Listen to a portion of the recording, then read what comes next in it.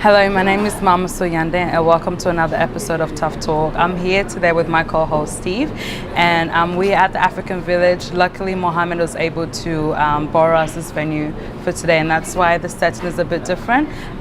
Where our discussion today is regarding the African gang that you've been hearing about all over the news here in Australia. So it's regarding the impromptu crime rates has increased in Melbourne and Sydney, and we as African members or African community members are here to discuss the impact that's having on our community and on the next generation. So we're just going to go from my right, and you guys can introduce yourself. So who next? Oh yeah. My name is Yeldud. I'm one of our South Sudanese youth leaders in South Australia, and I'm honored to be here today. Thank you. My name is John Award. I'm one of the leaders in the Chile community of South Australia. I'm a veteran, but also the dedicated chairperson of the community in South Australia. My name is Abdul Jabbar, and the chairman of the Chile community in South Australia. My name is Mabok Marian. I'm the chairman of the African Youth Council of South Australia. We all know recently there has been the issue of African youth crime in the media. It has received lots of attention, particularly from the media as well as politicians.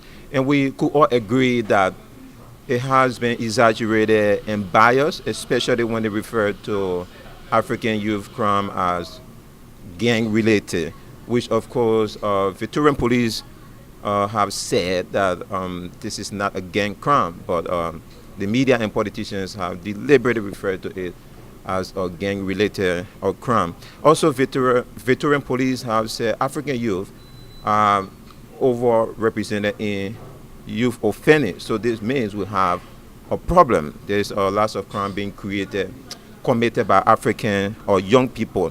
And here to discuss this, the issue of how did we get here, what's the real problem, and how can we find solutions. So my question then is, starting with Mabok, how did it come to be, and how did we get here to this point where we have African young people being overrepresented in crime? Thank you, Steve. I will probably agree with the starting with the Melbourne Victorian police that the issue is not a gang issue to start with. We as Africans in all our 54 countries, we are a communal society. We find Africans staying as a communal society. Communal society means they live together, they work together, they do all their things together. And so they do the same thing here as well. Since they came from their respective countries, they go in groups. That does not necessarily mean they're gang. And that's why the Victorian police got it right. These are not gang. It's just the behavior of the teenagers, which is not only for Africans, it is all over the world. The young teenagers, they have the same. I don't see a reason as to why they were very, especially the politicians were very particular about calling it a gang. So I do not obviously agree on that point. And coming to the point of why it actually reached to this stage, as I said it earlier, the adolescent behavior when the child turns 16 to 17 and 18, even here in Australia, the mainstream community, they do behave the same. They do have the same behavior. When they go to to their parties, they fight, they do all sorts of things. So it's not only something that is specifically for Africans. The only thing that make Africans to be really identified quicker is, of course, because of their color, the representation. So not because they were overrepresented in jail. Because if you go to statistics now, the percentage of Africans will probably be less than even 1%. When we all talk about African youth and African mainstream, it will be less than 1%. So by saying we are overrepresented, I do not necessarily agree with that. But of course, people sometimes they have their own interpretation. As a leader, I do have my own interpretation that we should all be saying one thing, that the youth issues, Australian youth issues, being African youth or mainstream youth or any other background for that issue. So let me, who is a youth leader? So how did we get here? From working with you, what's your own understanding and opinion of how did we get to this stage? If you look at the statistic, we are less than even 1%. Yeah. And this is not an African gang-related issue. It's an Australian issue. It's youth. It doesn't matter. It's so diversified. We have this issue. But how can we contain ourselves as African youth and just be productive, productive citizens, That is where we need to look at the moment, Yeah. And I think if the community, if they can collaborate with the youth and have a good understanding, they can come up with things that will actually move us forward, Okay. Just when you talk about community collaborating with the youth, what are you talking about in terms of what type of collaborations who you want to see from the community and the youth? The honest truth is, we the youth and the community, there's a big breakdown in our relationship. That's the biggest thing. With the older generation or amongst the youth? Between us, the younger generation, and the older generation, there's a communication breakdown, there's a trust breakdown. Like, it's beyond, I can't say it's beyond repair, but we have to ensure that we gain community trust, and community also gain our trust. That's what we're working on, And how are we gonna gain the community trust if the only place we see the community leaders is maybe at the parties, community parties, and just maybe a church service, There's no activities that actually bring the youth and the community together and talk about constructive issues, Okay, before anyone come in, Mabel, do you have something to say to that? I think I do absolutely agree with Yel, who is a young person and also a leader in this capacity. I do agree that there's a gap between the young people, their parents, and also the leaders. Yeah. And that gap was created by the settlement of this country. Because we have been here, we've been settled here. So the gap created itself unknowingly, that there has been now a gap between the child and the parents, the child and the community leaders. And he's absolutely right. We only, when there are some functions, the youth will stand outside, the elders will come and they talk all their talk. The youth are not even there listening. Yeah. You see, they are standing outside. So for us, we say, yes, the youth have some issues. Why are they not coming to listen to what the elders are saying? But what we also fail to understand is that the settlement has created some issues here, because the young people comes and grabs the way of life of this country very quickly, and the parents are lacking back now. So for them, they understand quickly the system here. And for us, the parents and the leaders, we're still with the baggages of back home. Now, this is what is supposed to happen. So that has already created that gap. So it is a fact of life that what he said is true. There is a gap. How we can bridge that gap? That is what we are supposed, and that's what we are here for. Okay. Now, for the young person, as you said, when it's a young person, that's a problem. And then somebody comes and talk to the leader. It is true, it's very hard now to go down there to go and talk to them. Yeah. Because there's not that communication, there's not that rapport already in place, so it becomes very hard. So even at home, because the young people act as, They when they grab all English and everything, they become now like also trouble in the house, you know. So so become then very hard. So the parents are now completely their roles, like for example, you know, in the African community, there's no such thing as counseling. Counseling is done by your parents, it's done by elders. Yeah. Now that role is not there now for the elders. Because that role, if I get any younger person there now and stop him and say, what are you doing? He will use the word F straight away. Who are you? You did not bring me to Australia. So that's already creating that. Yeah. So in one end, all the parents and the leaders have been disarmed for the role which is called counseling, where you counsel a young person, oh yeah, you are good in this area. So why are you doing this? I think you are supposed to be doing this because I see you good in soccer, you better be a soccer player. You see? So that is not there. So that communication breakdown is there, and I do agree with you. So you need to know them. And then their behaviors make it very difficult for parents to know them, for even leaders to know them. So it becomes a difficult job. So then it seems like maybe we do, first of all, lack the understanding of our young people in terms of understanding what's going on, understanding their own perception of how to go about doing things. So there may be a sort of lack of understanding with our young people, which we may have to work towards. Yeah, I agree with you. You need to understand someone. If I don't understand you and you speak to me, do you think I'm going to listen to you? The kind of actually correction that we used to do with our kids is a crime here. Yeah. So it has brought now the gap. You fear your kid.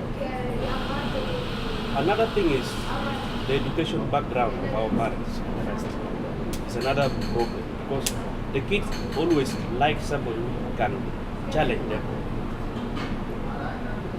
You look, if you remain in high school, after the child reach high school, it's that challenging you. It brings you maybe a number in mathematics and then you can't solve it. You think, oh, he's the king in the house. He has finished school now. That's another thing. And another thing is the jail system here is another biggest thing because jail, I think for myself is like another school of correction. I think if somebody has already finished on the jail system, he should come out there and his name is washed, like cleansing. But here you come from the jail, instead you create more problem on you. You don't get police clearance for work. The families, separation and the rest. You know, this little money for the settlement and the rest cause a lot of chaos in the family. Yeah. Somebody say, this is my money, this is my money, this is my money. Since I was studying, I found that there is a problem. The problem didn't start today, but it's gaining momentum. Okay. And we are giving to the media to transform a land into elephant. Yeah. That's the role of the media. And then nothing can change. We can like it or not, but that's how the media works. There is a problem from Africa, from the resettlement program. We have kids. We came away from Africa, but some of them were born into refugee camps. They didn't live a real African life. They understand nothing from the African culture. And then with no transition, they were brought to Australia for those who came from Africa. And they have nothing about Africa, they know nothing, but they are African. But the parents are African. They know all small and big angles of the African culture. They understand. And other kids were born here. Some can be 16, 17, and even 20. They grew up into Australian way of looking and doing things. And those who came from Africa, they jumped, there were no bridge. They jumped straight into Australian way of looking at things, which is freedom. I like it. There's nothing wrong with it. But I was taught by my parents back in Africa and by the society here that freedom has boundaries.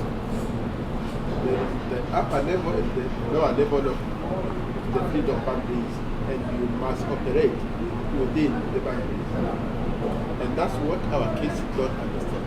I think when it comes down to the youth participation, being a youth myself and coming from an African community, I have seen firsthand we will create programs or events where the youth will not attend. And one way we've been working on tackling that is engaging the youth in the activities that we are creating, allowing the youth to create these events themselves. So in that way, they empower what's happening. We see that within the Liberian community. I'll use that as one of the best examples we have here. They've got weekend soccer games that they've created themselves, where they play sports within themselves. Sometimes they ask their uncles to verse them in a soccer game, just to have that platform where they're able to engage with themselves that's not necessarily formal. So I guess my next question now would be, we've all here discussed the fact that it's necessary for parents to be involved and the community to be involved as well. So from the last meeting we had where Uncle Mabok and African South Australia Council organized was a platform for all of us to discuss what we believe are the next steps that we need to take in order to stop what's happening in Melbourne not to happen in South Australia, because we've all seen from the past there's been some issues between the police and African youth here in South Australia, but luckily through the interventions of the African leaders here, we've been able to dilute that situation, so it's not as big as it is in Melbourne. From the meeting we had last weekend, a lot of families and parents were discussed what they felt was necessary for us to do, such as there was a particular lady at the meeting who said she blames the Australian government for the fact that when you bring your child here, your child has more rights than you. So when a child turns 16, they have legal rights to get in their own Centrelink. And when they run away from home, they get taken away from home and put into foster care. So with the way the Australian government does intervene in African relationships, African families, that has caused a gap to the point where parents don't feel like they have the right to discipline the children the way they need to discipline them. Was that something you guys would agree with? Where like the Western value, clash with the African values, of course there will be a problem, there will be a problem. Africans are not the first one to experience this, some communities, but it is the way we as Africans, how can we contain it ourselves, how can we make sure that we have this principle that will guide us, even though we live in Western society, we'll be like, this is our African way of life, You can go to school here, you can do it, but at the end of the day, when you come home, you have to know first thing, you are an African, and these are the values, Respect your parents, respect the elders, Be productive, And some of the activities that we have adopted in the West here, they were very rare in the African culture. Like you have moms who don't drink. You have dads who don't drink. You have moms who don't smoke. You have dads who don't smoke. Those were like foreign activity into an African home. But then when you come here, we're like, where there's freedom, and that's what Uncle was talking about. There's a boundary. You should operate between the high and the low. Where's the limit of the freedom? Where can you say enough is enough? And that's when the family structure come in. When we have a very disfranchised family structure, we know it's not going to be a happy home. It's not going to be a happy home. But where there's a structure within the family, there's a father, there's a mother, and they have guardians, like guidelines of how, these are the protocols, then it shapes the children, But when you have a very dysfunctional family, where you see a kid, you can tell straight, this kid is from this family, So we came with a lot of different students, different cultures. When we came, we set up the system. We were asked to just integrate the system straight away. This is where the problem starts. In this country, they use more I than the word we. So we in Africa, we use the word we very often. If I have my children, you can be 20 years old, but I still know all I still know everything. Any privacy that you have, you will never hide it from me. The only way to do that is for, every department then to open and then allow them to the cultural awareness that is happening. But that is not happening. Every department will say, yes, we are culturally competent in everything. You see? And that's not correct. You cannot know us why we are not actually talking to you. You only know us when we talk to you. So that chance is that we give a that we can actually talk to them so that they can learn from us. As we all learn from us. So that one. Coming to freedom, that's the same thing. When you come to this country, there are rights and responsibilities. A lot of people take only rights, but leave alone the responsibilities. So when you leave the responsibility away, that's when the problem here happens. Because they've only taken the right. I have the right to do what I want because I am now a mature person. But you are forgetting that these actually come together. They come together, right and responsibilities. You have responsibilities as a citizen to do something to your nation. You have the right and responsibilities also to your parents to abide, to whatever the rules that are putting in the house. They can stay out there. When they try to go to the family, my previous job before I become, I was working as a counselor, and then I was working directly with these young people, trying to take them back home, to their houses. But I face a lot of difficulties when we go home. Even this young person now wants to come back home, he reformed from outside there, but people at home doesn't like him, So what can you do if it is you? And then you come back home, but your mom and dad say, I don't want you.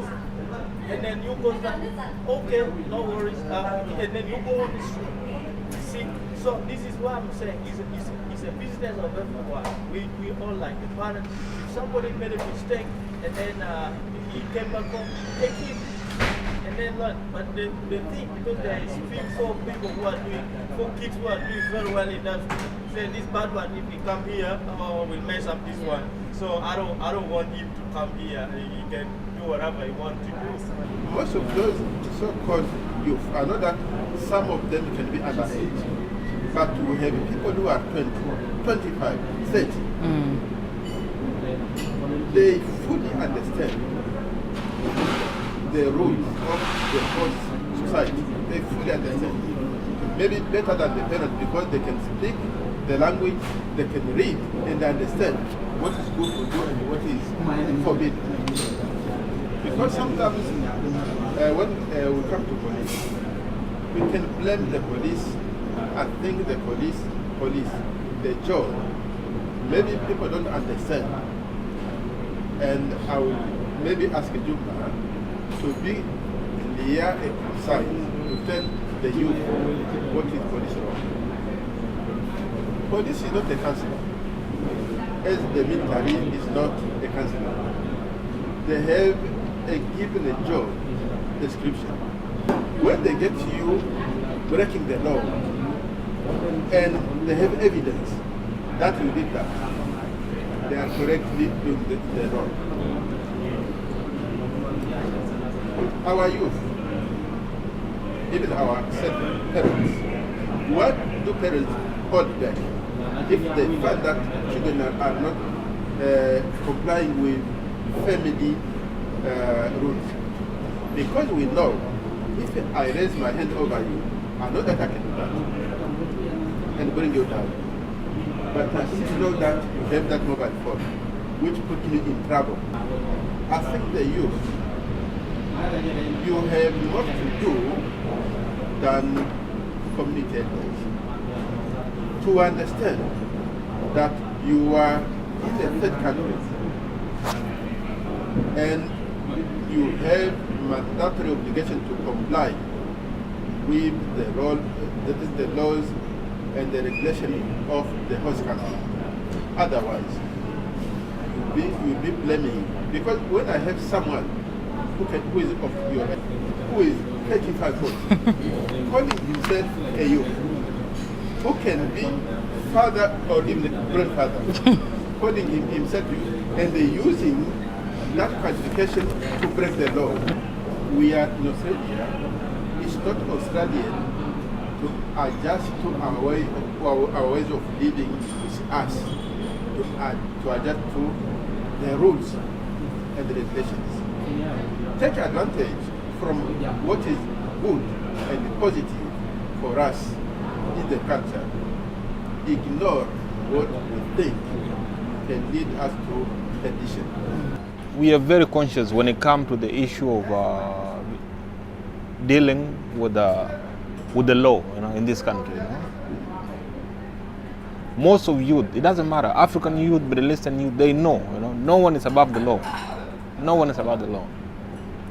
If you driving and you get caught, you know the consequences. There's no negotiable. It's not negotiable, that one. We know it. If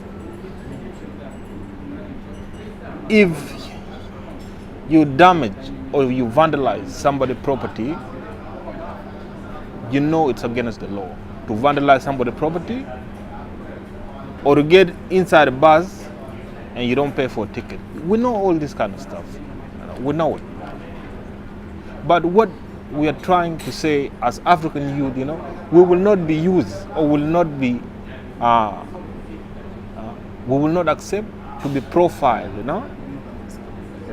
as or to be victimized, We can't allow the media to come in and use some of our community leaders who don't even have a connection with the youth to be used as a poster boy over any network.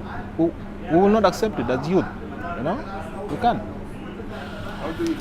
At the same time, we can't deny that we have problems. Of course, we have problems as youth, and we need to look at ourselves real good, As Mabok explained, their rights and their responsibilities, We need to go straight to the point. The problem we have is our behaviors. We need to understand we have a problem and we need to go and solve this problem. And then how can we solve this problem? By all of us working together. The government need to listen to us. The non-governmental organizations need to listen to us. And also the community leaders need to listen. And young people themselves need to listen. We're talking about young people. Some of these people, like you said, it's not young people, man. They're 35, even they're 40 years old. And now we're saying young people. Even young people would be embarrassed to see those people who are causing problems. They're not young. Actually go to where these young people are, to see them, to see how they are, so that you will see and say, oh, we are talking about these people that they are actually young people. We thought they're 15, 14, 12. They're 40. They're older.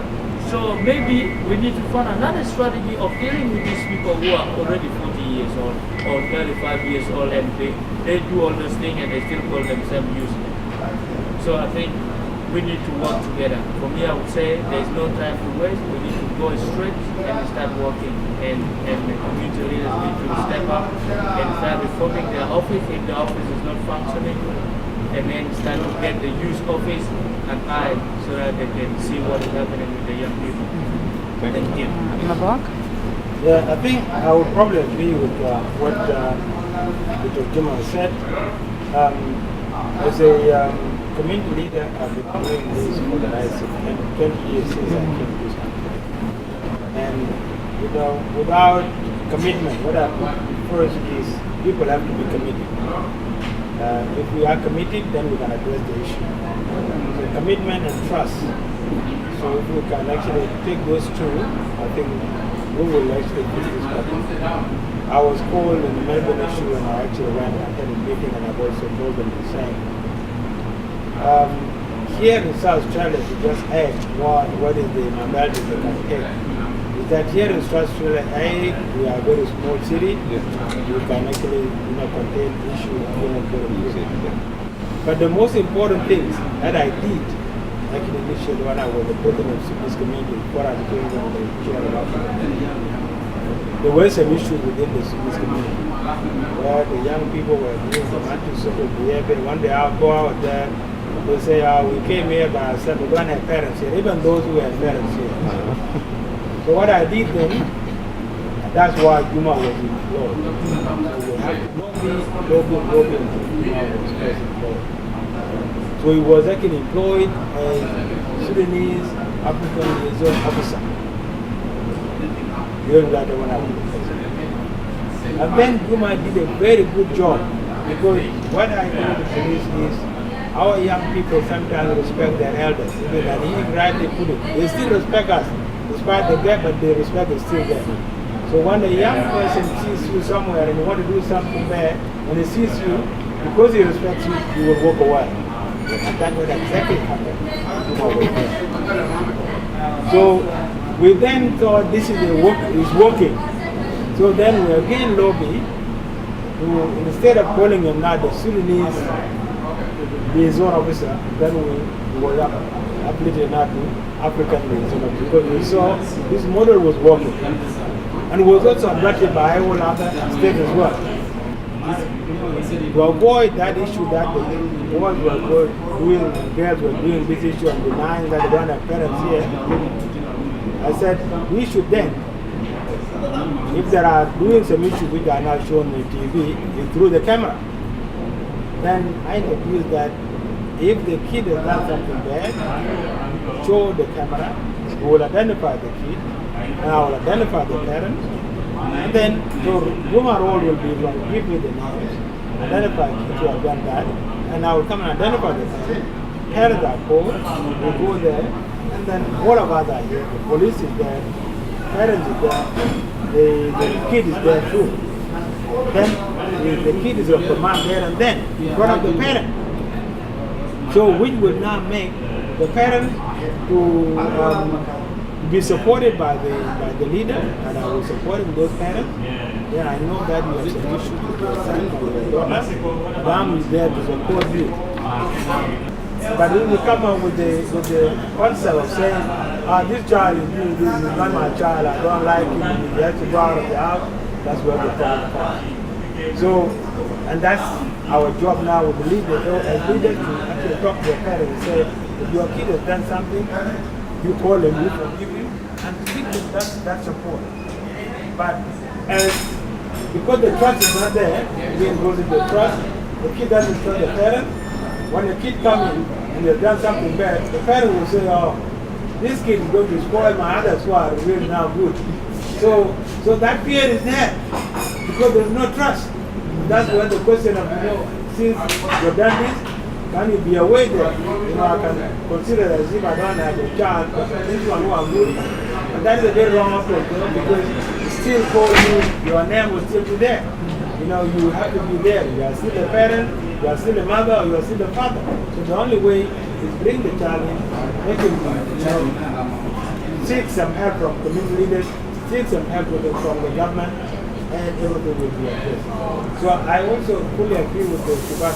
Sometimes government, they do help. If they were not helping, this process that I just explained would have not been possible for us to be given those confidentialities. These are now these are now the real confidentialities now. When somebody go and do something, somebody who is not a parent and show this is right, call the community that all those kids belongs to with their parents and say, this is what is happening.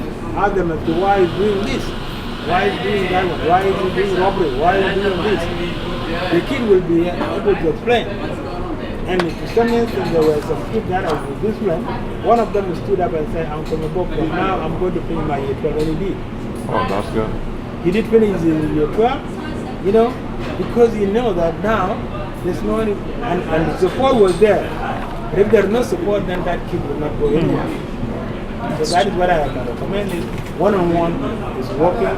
We have tried it here in South Australia, working very much, but we need to try that as well. That's very good. What would be your recommendations? Once you come to these young people, you know, and you just talk to them, you know, just as long there's that privacy, you know, you have one-on-one talk with the kid, as long that information is not going to leak again, you know, to reach another person, you know, and this is the problem now, you know. You go, you say, you see this guy, this kid, he's a bad kid like this, you know? And you go, so it becomes a gossip, you know. Even at the parties, you know, you're like, you just walk in, you know, this is the kid. So that privacy is important, you know. And we are trying, you know, we are trying as youth, you know. We are trying to be like better people, and probably whenever we have programs, even now you say like, you know, there's funding, but we don't go and get the fund, you know. But the problem is not we can't get the fund. It's you cannot just walk into an office and say, you know, I want funding, you know. There's something, you know, you need to write like, you know, just have like activities and stuff. In my own community, you know, we're trying to get a let's say a community center, you know, for the dance practice, you know. But sometimes when you approach these people, they tell you, hey, we need you guys to be organized and come with the insurance policy and all this kind of stuff, you know. So when you think about the insurance, people think it's like this big money, so it discourages people from looking for function centers or something, you know. Yeah, my recommendation of this problem is first, everything should start from the family. The youth, every child, they have only two places to live, not in the street. If you are good, you have to be at home. If you are bad, you want to protect you. You have to go to jail to be corrected. Because we cannot say you are very bad in the house and the rest I can say let me accommodate you. It cannot change. So the youth should take responsibility for their actions. Because if we say, oh, let us do this, cover it, and the rest, one time it will become chronic, they will spread. So you have a home, and another home is the prison, not on the street. The street is where you get problems. But if you are at home, you are safe. If you are in a prison, you are safe. But on the street, you are not safe. You can be killed. To parents and families, we need to have at least maybe in a month or 3 months, we need to have a family meeting with all your children. Let the children talk their mind to you. We listen and also tell them the values of the Africans. The issue of unemployment is a big issue among African youth, you know. And we have to direct this, especially the upcoming youth, you know, where they want, like, what path they want to choose, you know. You see some kids sometimes, after year 12, you know, as a parent, your expectation is for your kids to go to uni, get a better job and stuff, and that's it, you know. But there's other way of branching out, you know. You can do like apprenticeship and some other stuff, you know.